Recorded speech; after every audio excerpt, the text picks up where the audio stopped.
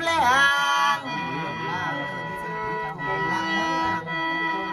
อีพ่อเอ้ยขันกะหน้าลูกกะต้องขนมเอ้ยลูกกะแตงโอ้ยยมเลี้ยว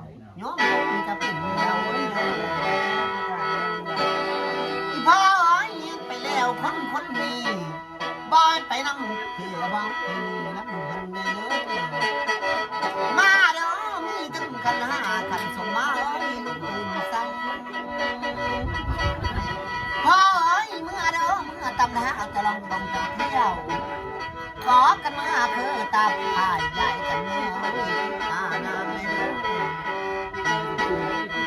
พ่อเอ้ยมาแต่ใส่เด้มาแต่คุกแต่เข้าบ้านเข้าเมืองอังบลาท่านว่าขอโทษขอน้ำไว้สาก่อนนี่พ่อเอ้ยไปแล้วฉันจะดีแม่น้ำตาใจแม่ทะเลจับตัวบริเจตจำก่อนแพ้ไว้ไปแล้วไอ้พ้นมือเธอว่าลับการไอ้พ้นบ้านก็พวกดอกใส่งามไม่คือเต่าเลยดูอีพ่อไอ้ไปแล้วมาเดี๋ยวขันมาสุกเมื่อตอนลานเขาสั่นตอนนี้ตอนนอนตัวนู้นเมื่อตำท้าจะลองปองเจ้าเที่ยวพ่อเอ้ยต้องปีนี้ปีหน้าปีสิมาเอ้ยบอกให้พอกันไหม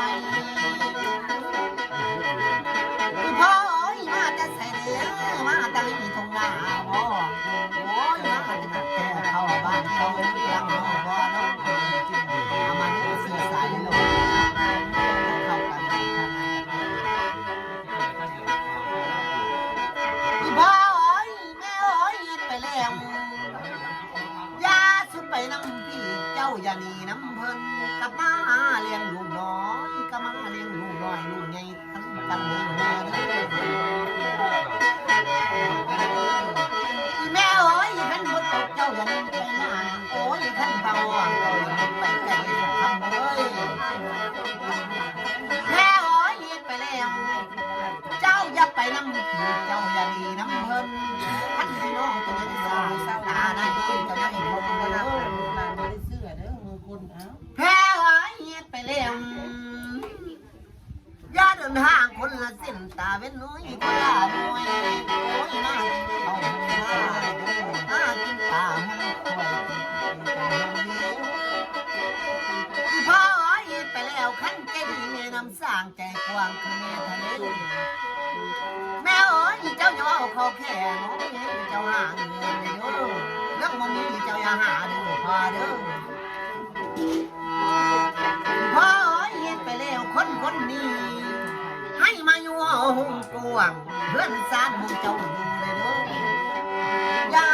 ฝนตกเจ้าอย่าลงไปนะขันมาห้องเจ้าลงไปไกลเด้อพาเด้อไปไกลนะไปเศร้าหลานดีกันนี่หลานมาสอนเข้มเข้ม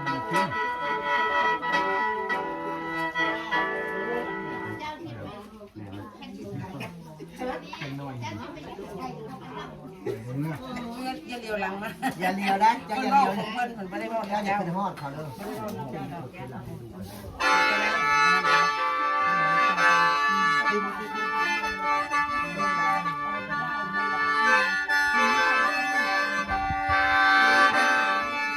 แพ้ไว้ลิกากากระดาอ๋อมีกาไอ้พ่อเอ้ยมามึงนี่ลูกขอต้นตรังเรามาขอต้นตรังไอ้พ่อเอ้ยมาอดเลี้ยวโอ้ยว่าจับเอาเสื้อเพื่อเอาไปดอกผักแวนจับเอาแหวนมาใส่คอยมาใส่คอพ่อเอ้ยไปเลี้ยวทางเด้อเจ้าจะไปน้ำพี่เจ้าอย่าหนีน้ำเพิ่นขันพี่น้องจะน้ำลายตาในมือจะนั่งอยู่อีพ่อเฮ็ดจังไดเด้มามือนี่อ๋ออันมาขอทวนขอน้ำเพิ่นสาบ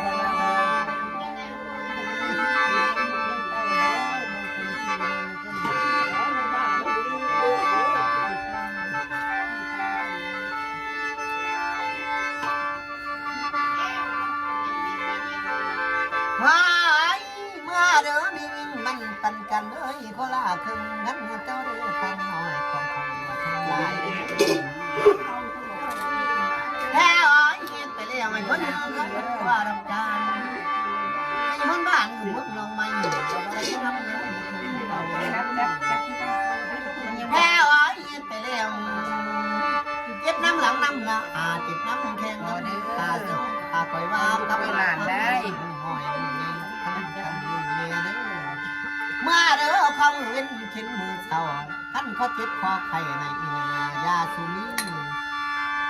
อีแม่เอ๋ยอยู่ลำจิตขนวดบ้านหลังหอมดอกหังเอ๋ยขนวดบ้านเขาทัดหอมดอกมือกันเขาได้กูเป็นได้เกินไปได้พวกหลานมาซอยอยู่นี่ไปอยู่ แม่เอ๋ยมันสันขี้ไงมันเทียงนี่กระดอทีนี้ป่านนี้เนาะยังได้3 เทื่อ 4 เทื่อบ่เคยมีเด้อนี่ห้ามมานะ